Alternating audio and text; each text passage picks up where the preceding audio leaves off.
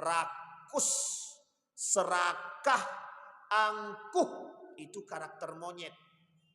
Berarti kalau ada yang serakah monyet dia, jangan sebut. Nanti bapak, oh si anu tuh serakah kayak monyet aja dia, itu tidak boleh.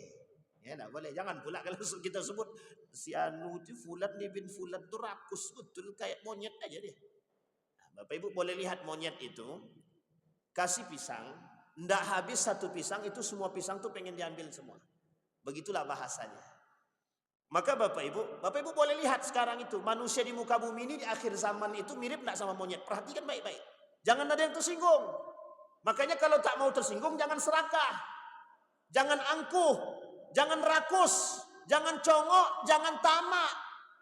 Karena tamak, congok semuanya Pak, itu karakternya monyet. Berarti mereka yang rakus itu monyet Pak Ustaz? Mungkin. Mereka yang serakah itu monyet, bisa jadi. Kedua, dikumpulkan bersama khanazir, khinzir. Khinzir itu babi. Apa karakter babi? Sifatnya yang buruk, perusak. Dan babi ini mohon maaf Pak, tidak bisa dia membedakan mana yang harum dan busuk, itu tidak bisa. Sama kalau ada manusia yang tidak bisa membedakan mana yang baik dan buruk, maka disebutkan dalam Al-Quran, balhum adal, lebih berbahaya daripada manusia. Itu kalau mereka mempertuhankan hawa nafsu, itu lebih berbahaya daripada binatang. Allah sebutkan itu dalam Al-Quran, balhum adal.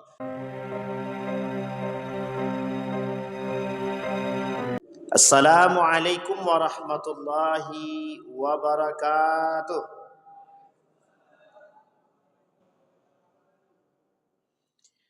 Alhamdulillahi rabbil alamin. Alhamdulillahilladzi an'ama bi ni'matil iman wal islam bihima tatimmus salihat. Ashhadu an la ilaha illallah wahdahu la syarika lah wa ashhadu anna Muhammadan abduhu wa rasuluh la nabiyya ba'da. Allahumma salli wa sallim wa barik ala hadzal nabiyil karim. Allahumma salli ala Muhammad wa ala ali Muhammad fil alamin innaka Hamidum Majid. Ya ayyuhan nasu ittaqu rabbakum alladhi khalaqakum min nafsin wahidah wa khalaqa minha zawjaha wa batha minhuma rijalan katsiran wa nisaa'a wattaqullaha alladhi tasaaluna bihi wal arham innallaha kana 'alaikum raqiba. Wa qala Allah ta'ala ya ayyuhalladzina amanu ittaqullaha wa qulu qawlan sadida yuslih lakum a'malakum wa yaghfir lakum dhunubakum. Wa may yuti'illaha wa rasulahu faqad faza fawzan 'azima. Puji syukur kehadirat Allah dengan mengucapkan alhamdulillahi rabbil alamin. Berselawat kepada Nabi dengan mengucapkan Allahumma salli ala Muhammad wa ala ali Muhammad fil alamin innaka Hamidum Majid. Bapak Ibu sekalian yang berbahagia, mudah-mudahan Allah melimpahkan rahmat dan karunia-Nya kepada kita semua. Allah berkahi, Allah sehatkan, Allah kuatkan. InsyaAllah kita semua istiqamah dan husnul khatimah. Amin ya rabbal alamin. Dan mudah-mudahan bagi orang tua kita yang telah mendahului kita, Allah tempatkan di tempat terbaik di sisinya. Allah terima amal ibadahnya, Allah kumpulkan bersama orang yang saleh. Orang tua kita yang masih hidup, Allah sehatkan, Allah kuatkan, Allah murahkan rezeki. InsyaAllah husnul khatimah dan istiqamah dalam kebaikan dan ketaatan. Baik Bapak Ibu sekalian yang berbahagia, di malam hari ini saya mengambil satu buku, judul bukunya tentang 40 hadis yang berbicara tentang Baitul Maqdis. Lebih tepatnya Masjidil Aqsa. Baitul Maqdis atau disebut dalam hadis tersebut arba'una hadisan al-Maqdisiyah. 40 hadis yang berbicara tentang Baitul Maqdis. Di dalam Baitul Maqdis ini ada namanya Masjidil Aqsa, dan Baitul Maqdis ini terletak di Yerusalem yang hari ini dikenal dengan Palestina. Penduduknya, daerahnya, tempatnya, kotanya Palestina. Di mana letaknya? Di Syam, bagian daripada Syam. Di Syam ini banyak kotanya, termasuk salah satunya diantaranya adalah Baitul Maqdis, Yerusalem, Gaza, Rafa, dan lain sebagainya. Ada 3 kota yang dipegang hari ini yang kelak akan menjadi bagi mereka, kaum Israel akan menjadi negara mereka. Namanya Yerusalem, kemudian Gaza, satu lagi saya lupa nama kotanya. Dan kota ini kecil, hanya bagian kecil di antara kota-kota yang lain yang ada di dekat daripada Yerusalem tersebut. Tapi mengapa itu menjadi pilihan daripada Israel untuk menjadi negara Israel? Karena di situ ada sejarah yang lebih yang mereka sampaikan sebagai rumah nenek moyang kami. Apa namanya Bapak Ibu? Jadi rumah nenek moyangnya Israel itu, kata Israel, yaitu tadi Yerusalem Palestina itu. Jadi Yerusalem itu kata mereka rumah nenek moyang kami dan kami harus ambil alih. Nah, ini pentingnya sejarah Bapak Ibu. Jadi kalau orang bilang itu kan punya haknya orang Israel bukan orang Palestina, wajar dong kalau orang Israel mau merebut. Wajar dong orang Israel pengen mengambil alih. Itu kan punya nenek moyang mereka. Siapa nenek moyang mereka? Daud, Sulaiman. Jadi di sini letak sejarahnya Bapak Ibu. Penguasanya Nabi Daud, kemudian Nabi Sulaiman. Ini termasuk penguasa-penguasa Israel yang mereka anggap sebagai nenek moyang mereka. Nah karena itu kami harus ambil kembali. Dan bapak nenek moyang kami ini tidak beragama Islam. Nah, itulah kenapa mereka ingin mengambil alih. Tapi satu sisi sebenarnya bukan apa, karena memang sudah sakit hati. Yang kedua memang mereka tidak suka dengan kita. Karena dari kita ada nabi, dari mereka tidak ada lagi nabi. Nabi Muhammad itu adalah nabi kita. Dan nabi semua umat manusia. Mereka tidak mau ngakui. Karena jalur keturunannya beda. Yang satu dari Ismail, yang satu dari Ishak. Yakub, Yusuf, Ayub sampai Isa. Kata mereka ini nabi kami. Sementara Muhammad dari mana datangnya? Ibrahim. Setelah Ibrahim siapa? Siapa lagi setelah Ibrahim? Ismail. Setelah Ismail siapa nabinya? Tak ada. Sampailah turun ke bawah, barulah muncul seorang pemuda yang tampan, gagah, cerdas. Namanya baginda Nabi Muhammad sallallahu alaihi wasallam. Maka kata kaum Israel, kami tidak punya nabi. Nabi itu dari kalian. Karena kami tak punya nabi, yang biasanya nabi itu keluar dari kami, bukan keluar dari orang lain. Inilah alasan kenapa mereka tidak mau menerima. Sampai satu sisi Allah sebutkan dalam Al-Quran karakter-karakter mereka, pembangkang, pengkhianat, perusak dan lain sebagainya. Allah sebutkan dalam surat Al-Isra itu, kata Allah, orang Israel dan Yahudi ini la tufsiduna fil ardi, akan selalu melakukan kerusakan di muka bumi ini. Terus. La tufsiduna fil ardi, akan terus melakukan kerusakan. Disinilah Bapak Ibu sekalian yang berbahagia, mereka akan terus melakukan pencaplokan terhadap tanah Palestina, Yerusalem, Gaza. Karena 3 kota kecil ini nanti akan menjadi tempat negara mereka yang disebut dengan negara Yahudi Israel. Jadi kalau sudah terbentuk negara ini, mereka punya tujuan. Apa tujuannya? Lihat gambar benderanya, Pak. Kapan waktu kita lihatkan? Kalau kita ketemu lagi nanti kita lihat itu benderanya itu. Kenapa lambangnya seperti itu? Nah, nanti kita coba cek. Kita coba terjemahkan maksud daripada lambang bendera yang ada di gambar benderanya Israel atau Yahudi. Baik, Nah, Bapak Ibu sekalian yang berbahagia, mengapa kita perlu melihat keutamaan daripada Baitul Maqdis yang diperebutkan oleh orang? Karena kita umat muslim. Satu. Apa alasan kedua kita harus tahu keutamaan daripada Baitul Maqdis? Apa alasan kita umat muslim ini harus tahu keutamaan Masjidil Aqsa? Karena kita ini orang beriman. Yang kedua, itu kiblat kita pertama sekali. Ketika Nabi sampai ke Madinah, mungkin sekitar seminggu atau 1 bulan kalau tidak salah dalam riwayat, dirubahlah turun perintah dari Allah untuk merubah kiblat tersebut dari Masjidil Aqsa ila Masjidil Haram. Siapa orang yang menolak ketika perpindahan dari Masjidil Aqsa ke Masjidil Haram?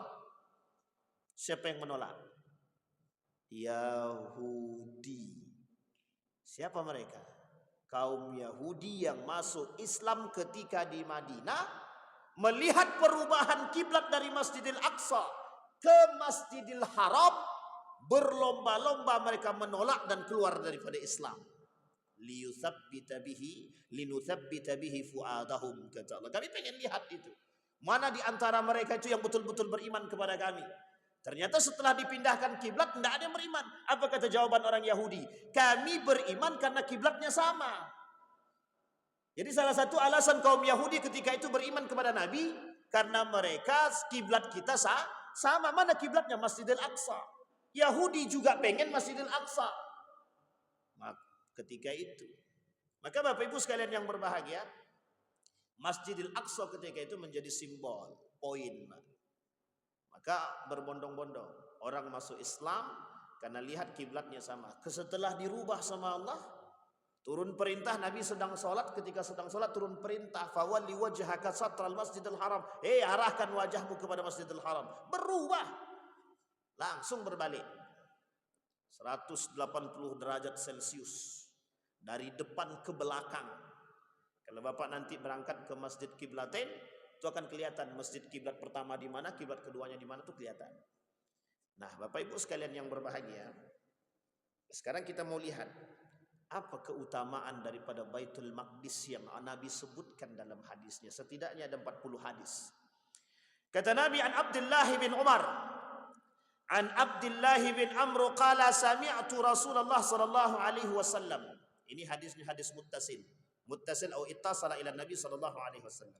Satakunu hijratun ba'da hijratin, fa khiyaru ahli al-ardi alzamuhum muhajara Ibrahim, wa yabqa fil ardi shiraru ahliha talfidhuhum arduhum taqdharuhum nafsullahi wa tahsyaruhumun nar ma'al qiradati wal khanazir.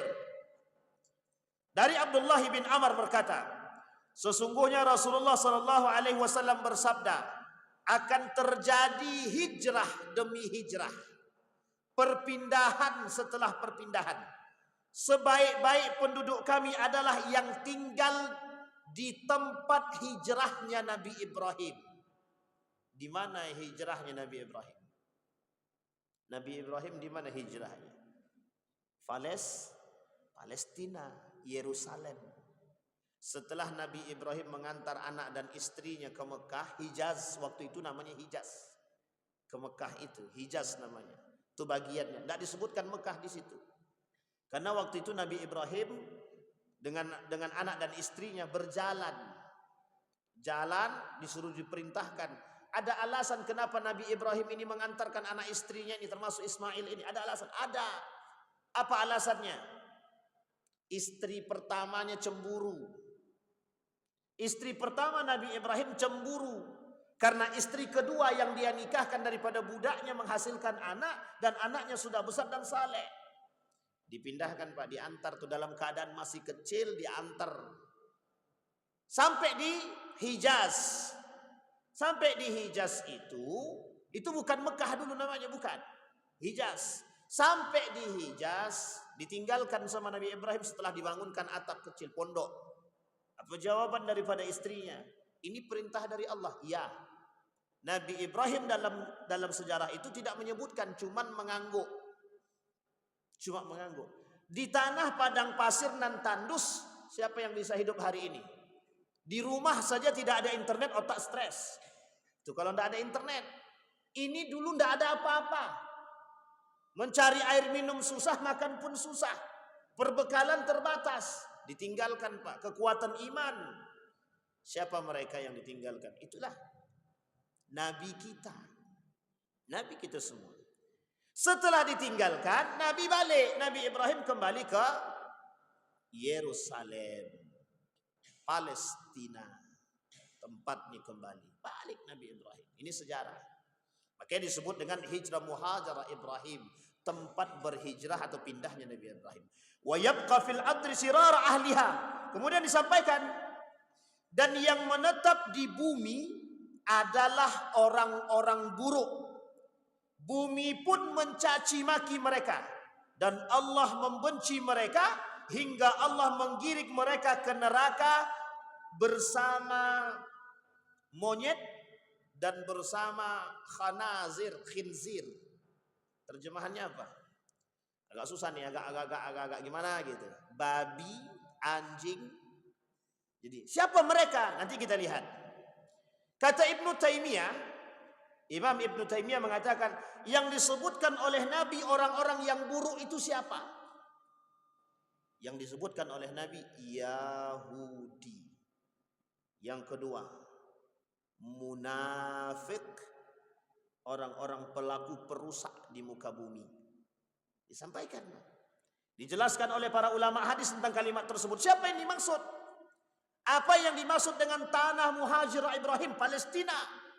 Siapa yang akan menduduki tempat itu? Kelak di akhir zaman umat muslim berpindah.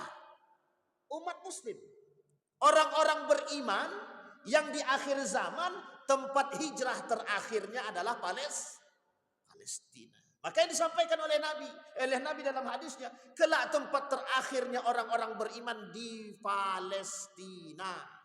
Di luar daripada bumi ardun hada ardun Nabi, di luar daripada bumi ardun Ibrahim, di luar daripada bumi yang dicintai oleh Allah itu, selain daripada Palestina, semua yang menempati bumi tersebut adalah syirarun ahluha, makhluk-makhluknya perusak. Itu kalimat disebutkan oleh Allah, la tufsiduna fil ardi. Mereka pasti akan melakukan kerusakan. Siapa mereka? Yahudi. Nah, Yahudi sekarang punya wajah, 3 wajah. Israel, Zionis, Yahudi. Nah, ini namanya 3 ini sama nih Pak. Satu karakternya itu semua satu. Nah, disampaikan Nabi. Nah, pertanyaannya adalah, siapa kata Ibnu Taimiyah orang-orang yang buruk itu tadi? Munafik, orang kafir. Orang munafik, orang kafir. Dan orang-orang Yahudi yang tidak suka dengan Islam. Oh, kenapa kok dikatakan dengan permisalan dikumpulkan bersama, mohon maaf, monyet? Kok dikumpulkan bersama khinzir, kalbun? Kenapa mereka digiring ke neraka? Keburukan akhlak mereka. Pertanyaannya, pernahkah Allah sebut karakter manusia di dalam Al-Quran seperti monyet? Pernah. Apa kata Allah? Qiradatan khasi'in. Juga Allah sebutkan, Allah permisalkan kelompok qiradatul khasi'in ini, orang-orang seperti monyet ini kepada Yahudi. Rakus, serakah, angkuh, itu karakter monyet. Berarti kalau ada yang serakah monyet ya, jangan sebut. Nanti bapak, oh si anu tuh serakah kayak monyet aja dia. Itu tidak boleh. Ya, tidak boleh. Jangan pula kalau kita sebut si anu itu Fulan bin Fulan itu rakus, betul kayak monyet aja dia. Nah, Bapak Ibu boleh lihat monyet itu, kasih pisang, tidak habis satu pisang, itu semua pisang tuh pengen diambil semua. Begitulah bahasanya. Maka Bapak Ibu boleh lihat sekarang itu manusia di muka bumi ini di akhir zaman itu mirip tidak sama monyet. Perhatikan baik-baik. Jangan ada yang tersinggung. Makanya kalau tak mau tersinggung, jangan serakah, jangan angkuh, jangan rakus, jangan congok, jangan tamak. Karena tamak, congok, semuanya Pak, itu karakternya monyet. Berarti mereka yang rakus itu monyet, Ustaz? Mungkin. Mereka yang serakah itu monyet, bisa jadi. Kedua, dikumpulkan bersama khanazir, khinzir. Khinzir itu babi. Apa karakter babi? Sifatnya yang buruk, perusak. Dan babi ini mohon maaf Pak, tidak bisa dia membedakan mana yang harum dan busuk, itu tidak bisa. Sama kalau ada manusia yang tidak bisa membedakan mana yang baik dan buruk, maka disebutkan dalam Al-Quran, balhum adal, lebih berbahaya daripada manusia. Itu kalau mereka mempertuhankan hawa nafsu, itu lebih berbahaya daripada binatang. Allah sebutkan itu dalam Al-Quran, balhum adal. Cuma manusia ini sudah berkali-kali dibilang sama Allah, masih juga berbuat, tidak sadar-sadar juga. Itulah perangai manusia. Baik. Kemudian kalbun, anjing. Allah sebutkan. Yang seperti apa? Bukan anjingnya Ashabul Kahfi. Bukan anjingnya Ashabul Kahfi. Sampai di sini bisa dipahami Bapak Ibu pada hadis yang pertama dalam arba'una hadisan. Maka Bapak Ibu sekalian yang berbahagia diperkuat oleh hadis yang lain, kata Nabi, kelak umat muslim ini akan kembali ke Ardul Maqdisiyah, tanah yang suci, di mana itu di Yerusalem tempat hijrah terakhir orang-orang beriman. Setelah berhijrah orang beriman di sana, maka kemudian begitu juga perbuatan yang sama dilakukan oleh kaum-kaum Yahudi yang berada di Eropa. Mereka kemudian pindah menuju Israel. Disinilah terjadi perang terakhir antara orang beriman dengan Yahudi. Jadi Bapak Ibu, perang akhir orang beriman itu bukan lawan Nasrani, tapi lawan Yahudi. Sayangnya tangan yang digunakan oleh orang Yahudi tadi untuk menghancurkan Islam itu adalah Nasrani. Makanya disebutkan dua-duanya di dalam Al-Quran, walan tarda angkal yahud walan nasara. Tidak akan pernah namanya orang Yahudi dengan Nasrani itu senang dengan kita. Tidak akan Pak. Tidak akan senang Yahudi dan Nasrani dengan kita itu, tidak akan senang sampai kiamat. Karena memang begitulah nubuat baginda Nabi Muhammad SAW. Baik. Nah sekarang kita lihat keutamaannya. Tadi daripada hadisnya, sekarang kita lihat. Keutamaan yang pertama yang dimiliki oleh Baitul Maqdis, tanah yang disucikan dan penuh dengan keberkahan. Disampaikan oleh Allah di dalam Al-Quran, Subhanalladzi asra bi abdihi lailan minal masjidil haram ilal masjidil aqsa. Pernah kita sampaikan di sini. Kenapa Nabi diperjalankan dari Masjidil Haram ke Masjidil Aqsa? Satu, lambang ketaatan ada di Masjidil Haram. Lambang kekuatan ada di Masjidil Aqsa. Lambang kekuatan umat muslim dan kesucian. Makanya Bapak Ibu, kenapa? Ini pertanyaan langsung sekali kita jawab. Kenapa orang-orang Palestina tidak mau pindah dari Palestina?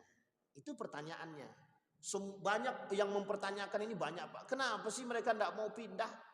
Sampai ada orang-orang muslim juga mempertanyakan sama.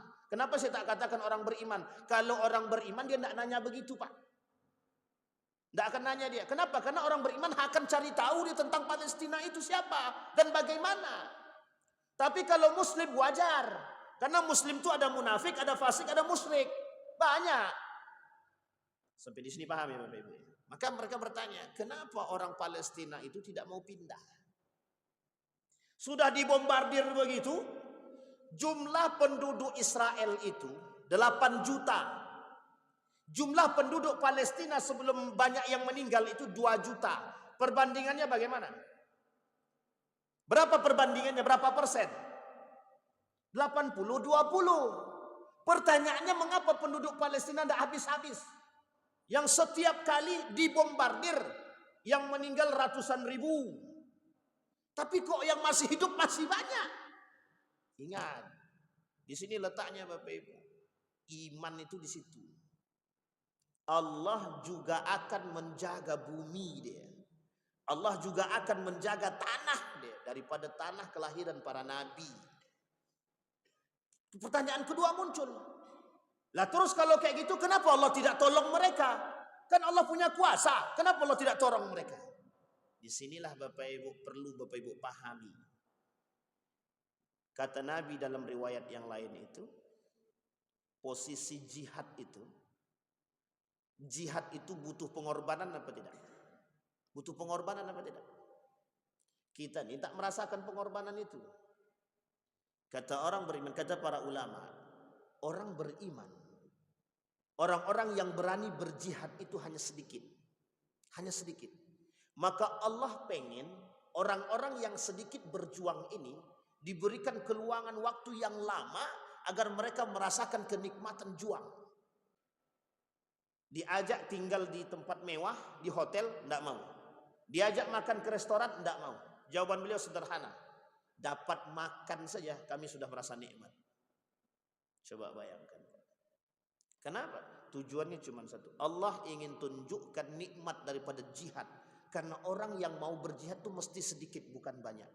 Sekarang berapa jumlah umat muslim di muka bumi ini? Jutaan. Pertanyaannya, dari sekian banyak umat muslim ini, yang betul-betul mau berjuang dan berjihad itu berapa? Sedikit. Sehingga Allah luangkan waktu biar orang-orang beriman menyaksikan, biar orang-orang muslim menyaksikan. Ini loh orang-orang yang Allah janjikan surga bagi mereka. Sampai di sini paham Bapak Ibu? Yang kedua, apa tujuannya? Agar kita ini melihat di mana barisan kita. Barisan bersama Palestina atau barisan bersama kaum muslim munafik. Kita berada di mana? Di barisan kaum Palestina memperjuangkan Palestina atau berada di barisan umat muslim munafik yang biasa-biasa saja memandang kasus Palestina, atau di barisan yang ketiga bersama dengan orang-orang kafir yang menikmati indahnya dan nikmatnya dunia. Siapa penguasanya? Yahudi. Sampai di sini bisa dipahami Bapak Ibu? Aman Bapak Ibu? Sudah aman atau belum? Aman ya Bapak Ibu ya? Yang kedua, keutamaan daripada Baitul Maqdis. Negeri yang penuh kebaikan, di mana para malaikat mengepakkan sayap mereka untuk menjaga negeri ini. Disampaikan. An Zaid bin Sabit qala bainama nahnu 'inda Rasulillah sallallahu alaihi wasallam yauman hina qala Tuba lisyam. Kata Nabi, beruntunglah negeri Syam. Nanti Bapak Ibu disebutkan juga oleh Nabi di dalam hadis yang lain itu. Negeri yang beruntung, Yaman, kemudian negeri Syam, itu negeri yang beruntung. Tapi dalam satu riwayat yang lain Nabi sebutkan juga negeri yang enggak beruntung. Negeri yang enggak beruntung. Kata Nabi, ada negeri yang tidak beruntung, ada yang Nabi tidak mau mendoakan itu. Di mana dia? Timur. Oleh para ulama memperdebatkan kalimat timur ini di mana. Disampaikan ada yang mengatakan Kufah, ada yang mengatakan Iran, ada yang mengatakan Nejad. Ada tiga. Nejad, Kufah, Iran. Kufah ini Irak sekarang. Kata Nabi, di antara kota-kota ini akan lahir tuh para perusak-perusak di muka bumi ini. Kita lihat Iran, Irak itu tempat pusat siapa sekarang? Pusatnya apa Iran dan Irak itu? Syiah. Di antara belahan itu muncul siapa? Khawarij. Kemudian lihat Nejad. Bapak Ibu boleh cek nanti, cari literatur tentang Nejad. Dan siapa saja yang muncul dari negeri Nejad itu siapa saja. Dan seperti apa manusianya. Dan karakternya seperti apa. Disebutkan dalam berbagai macam literatur. Karakter-karakter pemuka, tokoh yang muncul dari Nejad itu rata-rata perusak. Rata-rata betul berarti hadis Nabi Pak Ustaz? Belum tentu. Karena belum pada akhirnya. Nanti kita lihat Bapak Ibu. Tapi sebagian mengatakan tiga kota ini menjadi tiga yang diancam oleh Nabi. Apa kata Nabi? Wailun, kecelakaan bagi penduduk-penduduknya. Kufah yang mengkhianati Ali bin Abi Thalib. Kufah, penduduk Kufah yang ikut andil dalam meracuni daripada Hasan. Yang ketiga, penduduk Kufah yang berkhianat kepada Al-Husain. Siapa Al-Husain ini? Cucu baginda Nabi Muhammad. Sampai di sini paham ya Bapak Ibu? Itu tiga. Tapi Iran bagaimana? Sekarang siapa yang menduduki Iran? Syiah. Bagaimana karakter Syiah? Nah, kapan waktu kita bahas. Jadi kembali kepada poin tadi. Kemudian kata Nabi, Tuba lisyam, Tuba lisyam. Qultu, berkata Zaid bin Sabit, Ma balus Syam? Ada apa dengan Syam wahai Nabi? Kemudian kata Nabi, qala al malaikatu basatu ajnihataha 'ala Syam. Para malaikat itu berada di atas negeri Syam dan mengepakkan sayapnya seolah-olah memberikan keamanan kepada negara tersebut. Oleh para ulama diartikan begini. Ketika malaikat mengepakkan sayapnya, itu ada dalam hadis yang lain. Dalam hadis yang lain ada. Kapan malaikat mengepakkan sayapnya? Bagi seorang anak yang berdoa untuk kedua orang tuanya. Yang kedua, bagi para penuntut ilmu. Orang-orang yang menuntut ilmu yang keluar dari rumah. Hadisnya, man salaka tariqan yaltamisu fihi ilman sahhalallahu lahu tariqan ilal jannah wa innal malaikata la tada'u ajnihataha ridan li talibil ilmi. Jadi malaikat kepakkan sayapnya bagi orang-orang yang menuntut ilmu. Jadi kalau maksudnya apa Ustaz ketika malaikat yang mengepakkan sayapnya? Ada makna lain? Ada dua makna. Satu, ketika kita berdoa Allah kabulkan. Yang kedua, kita tidak perlu berdoa, yang mendoakan malaikat langsung. Inilah makna ajnihataha, dikepakkan, sayap yang dikepakkan. Sayap malaikat yang dikepakkan. Yang ketiga maknanya, ada yang disebut dengan keamanan dan penjagaan malaikat untuk bumi tersebut. Sampai hari ini, Masjidil Aqsa Palestina masih dijaga oleh Allah. Kenapa mereka belum bisa menghancurkan dan mengambil alih Masjidil Aqsa? Ini poin pentingnya, Pak. Karena di situ janjinya Allah. Kelak di akhir zaman itu perebutan itu akan nampak oleh orang beriman dan kaum-kaum Yahudi. Disinilah Bapak Ibu sekalian yang berbahagia. Kita ketika merasakan satu tempat yang begitu suci, kita anggap gini. Sederhananya begini, Pak. Masjid kita ini orang sholat di sini. Tiba-tiba datang ada orang berduit mau beli tanah ini. Ketika mau dibeli tanah ini, mau digusurnya masjid ini. Kira-kira bagaimana reaksi masyarakat? Gimana reaksinya? Ada orang yang mau mengambil alih masjid ini, mau dijadikannya lahan parkir misalkan. Berarti kan masjid ini dihancurkan. Atau nanti kami kasih tempat yang lain untuk dipindahkan. Kasus ini ada di Pekanbaru, ada. Ada kasus ini, ada. Di mana? Pasar Mambo. Iya, Pasar Mambo ya namanya. Iya.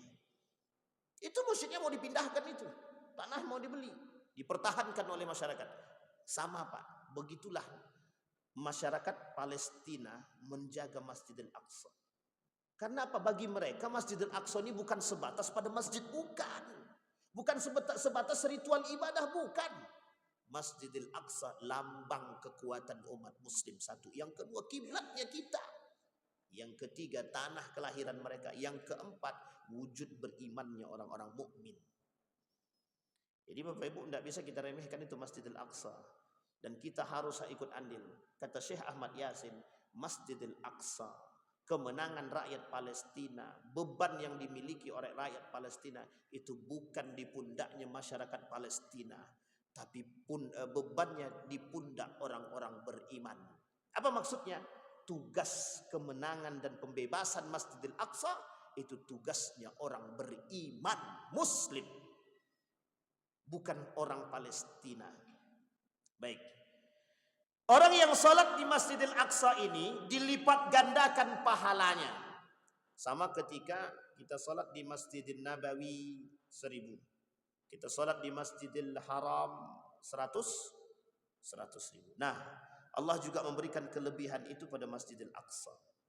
Maka 3 tanah suci tadi yang disebutkan oleh Nabi dalam hadisnya itu, Masjidil Nabawi atau Madinatul Munawwarah, Makkatul Mukarramah, satu lagi Al-Ardul Maqdisiyah.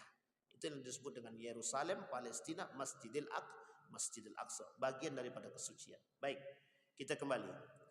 Nah, hadis yang pertama yang tadi kita sampaikan tentang tempat berhijrahnya orang beriman, orang-orang muslim nanti kelak di Palestina. Yang kedua, Masjidil Aqsa, masjid kedua yang dibangun di atas bumi.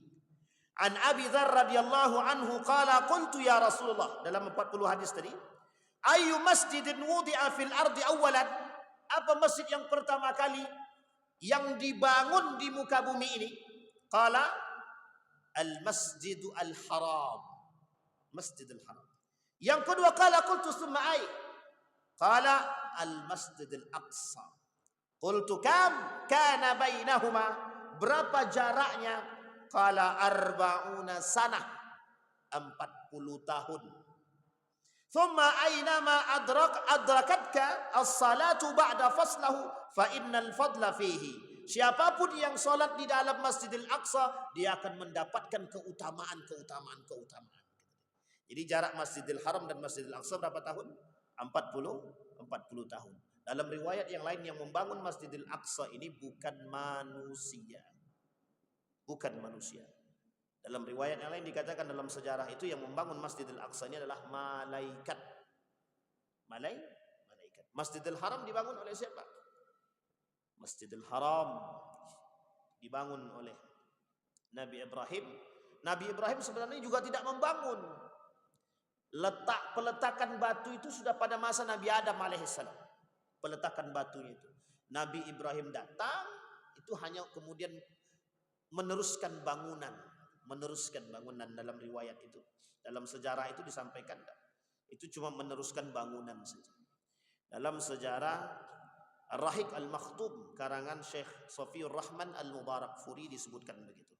Atau langsung saja buka cek sejarah Ka'bah, itu juga sudah kelihatan. Itu hadis yang kedua. Sekarang hadis yang ketiga. Kata Nabi dalam hadis yang ketiga, dia agak panjang. Masjidil Aqsa kiblatnya orang muslim pertama sekali. Setelah Bapak Ibu tahu hadis-hadis ini, tidak ada alasan sebenarnya bagi kita orang beriman untuk tidak membela Palestina. Tidak ada alasan. Terus bagaimana kalau ada orang yang tidak mau membela Palestina, Ustaz? La yu'min. Kata Syekh Atiyah Sakar dalam diskusinya dengan seorang pewawancara itu, kata beliau, bagaimana pendapat Anda ya Syekh ketika ada negara-negara muslim yang tidak mau membantu Palestina? Kata Syekh Atiyah Sakar, seorang ulama besar di Mesir, la yu'min. Orang itu tidak beriman. Orang itu tidak beriman. Kapan perintah pindah kiblat? Pada masa Nabi. Sebelum pindah kiblat itu, ketika Nabi di Madinah, beberapa bulan di Madinah baru diperintahkan untuk pindah kiblat. Sebelum diperintahkan kiblat, pindah kiblat, kemana kiblatnya? Masjidil Aqsa. Dari mana? Berarti ketika Nabi di Mekah, ketika Nabi di Mekah, kiblatnya kemana? Ketika Nabi di Mekah, kiblatnya di mana? Masih Masjidil Aqsa. Pertanyaannya, ketika Nabi di Mekah, sudah sholat belum? Sudah sholat belum Bapak Ibu? Ini sejarah loh Bapak Ibu ya. Jangan sampai lupa kita orang muslim. Ente sholat berapa rakaat? Kami sholat 17 rakaat. Betul apa salah? Betul. 17 rakaat berapa lama? 5 waktu. Pertanyaannya, sejarahnya bagaimana? Ketika di Mekah kemana arahnya? Arahnya ke Ka'bah lah. Nah, itu dia salah kita Pak. Karena banyak orang muslim tidak sadar, tidak tahu sejarah. Ketika Nabi masih di Makkahul Mukarramah sebelum pindah dan hijrah ke Madinah, itu kemana arah kiblatnya? Masjidil. Sekarang pertanyaannya, sudah sholat atau belum? Belum. Bagaimana model sholatnya? Kalaupun sudah, bagaimana model sholatnya? Sholatnya para nabi sebelum turunnya perintah untuk melaksanakan sholat seperti yang Nabi lakukan, sama seperti nabi-nabi yang lain. Sujud dan kemudian mengadahkan tangan. Itu namanya sholat. Nabi Isa, Nabi Adam, Nabi Ibrahim, semua nabi modelnya sama. Pas Nabi Muhammad baru beda. Sallu kama ra'aitumuni usalli, gitu Nabi. Itu aja banyak yang berkelahi kan? Cuman gara-gara itu saja. Sallu ra'aitumuni kama ra'aitumuni usalli. Banyak yang berkelahi cuman gara-gara itu doang. Yang satu sujud, yang satu duluan lutut, yang satu duluan tangan. Mana duluan? Lutut apa tangan duluan? Ibu-ibu, lutut atau tangan duluan? Kepala. Betul apa salah itu? Berkelahi gara-gara begitu, tapi tak tahu sejarah dia. Ternyata hadisnya berdekatan, jarak satu hadis saja berbeda katanya. Dalam Sahih Muslim itu. Baik, kembali kepada poin pada hadis yang ketiga, kiblatnya orang beriman, kiblatnya umat muslim yang pertama. Mengapa kaum Palestina sangat menjaga erat Masjidil Aqsa? Kata mereka, ruhnya kami di situ. Ruhnya kami di situ. Nenek moyang kami di situ. Nabi-nabi kami di situ. Maka Bapak Ibu, orang yang melakukan penaklukan kepada Israel, Yerusalem, Palestina itu yang pertama setelah baginda Nabi Muhammad SAW namanya Umar bin Khattab. Siapa namanya Bapak Ibu? Setelah nanti Umar bin Khattab, terus Muhammad Al-Fatih, terus sampai hari ini kita tunggu siapa yang akan melakukan penaklukan kepada Israel atau pembebasan Palestina. Di dalam hadisnya akan muncul pejuang-pejuang Allah yang akan kembali membebaskan Palestina. Siapa mereka? Umat mukmin yang beriman yang siap berjuang dengan jihad. Itu yang ditunggu hari ini, Pak. Jihad internasional, fatwa jihad internasional muncul, ditolak oleh dua negara, Saudi dan Mesir. Indonesia menolak tidak, ikut tidak. Bingung. Ya memang kita nggak tahu. Kata para ulama, jangan sampai fatwa jihad ini itu fatwa larangan berjihad yang dikemukakan oleh dua negara tersebut menggoyangkan semangat juang dan jihad orang-orang beriman. Siapa mereka? Orang-orang yang siap mengorbankan diri dia untuk kebebasan Palestina. Nah, Bapak Ibu sekalian yang berbahagia, kata Nabi SAW dari sekian panjang hadisnya, saya ambil hadis yang terakhir. Sallaina ma'an Nabi SAW nahwa Baitul Maqdis 16 atau 17 sahran thumma sarafahu nahwal qiblah. Disampaikan dari hadis yang terakhir. Dari hadis yang panjang kita potong. Kata Nabi di dalam hadis terakhir itu, kami sholat bersama Nabi menghadap Baitul Maqdis 16 atau lebih tepatnya 17 bulan, kemudian merubah arah kiblat, arah menghadap kiblat. 17 berapa? 17 bulan berarti berapa lama itu? Setahun? 12 tahun setengah. Lama kali mikir pembagiannya gitu. Jadi setahun setengah, Pak, lamanya. Setelah itu baru kemudian turun perintah untuk menghadap kiblat ke Masjidil Haram. Nah, Bapak Ibu sekalian yang berbahagia, kalau kita sebagai orang Palestina, mesti kita juga akan melakukan hal yang sama. Mesti kita akan melakukan hal yang sama. Hanya saja kita mungkin tak berada di sana. Cuma kita ilustrasikan. Andai kata masjid kita ini direbut orang, ini mohon maaf ya Bapak Ibu, jangan tersinggung ya. Kita ini sama-sama muslim saja. Ada muslim dengan kelompok yang lain merebut masjid kita sakit hati. Apalagi yang merebutnya orang kafir. Apalagi orang kafir. Orang sesama muslim saja merebut masjid ini kita sakit hati, apalagi orang kafir. Jadi Bapak Ibu sekalian yang berbahagia, kembali kami mengajak kepada kita semua, jangan tutup mata dengan kondisi Palestina. Jangan tutup mata. Kita ini orang beriman. Wajib bagi kita orang beriman mengetahui kondisi saudara-saudara kita di Palestina. Satu, yang kedua, ikut membantu baik dengan doa, donasi dan memboikot. Kalau sanggup berjuang silahkan. Izinlah sama istri. Mohon maaf istriku, aku sudah tinggalkan duit yang banyak buat kalian. Aku izin mau berjuang ke Palestina. Silahkan Pak. Kalau diizinkan sama istrinya berangkatlah. Kalau diizinkan sama orang tuanya berangkatlah. Kalau tak diizinkan bagaimana Ustaz? Ntar dulu. Jangan pula nanti kita mati konyol. Sudah tidak diizinkan, kita tidak dapat restu berangkat juang ke sana, mati, tidak jadi masuk surga. Tidak jadi. Kan begitu? Pada masa Nabi juga begitu. Para ulama kemudian mengatakan hal demikian. Bapak Ibu sekalian yang berbahagia, mudah-mudahan apa yang kita sampaikan di malam hari ini, insya Allah di pertemuan yang akan datang, kalau kita diizinkan oleh Allah ketemu, maka akan kita sampaikan hadis selanjutnya. Mudah-mudahan yang kita sampaikan ini bisa menambah semangat kita untuk tetap istiqamah menjadi bagian daripada orang beriman yang mempertahankan kewajiban kita sebagai orang beriman terhadap Palestina. Fa'tabiru ya ulil absar la'allakum tuflihun. Assalamualaikum warahmatullahi wabarakatuh.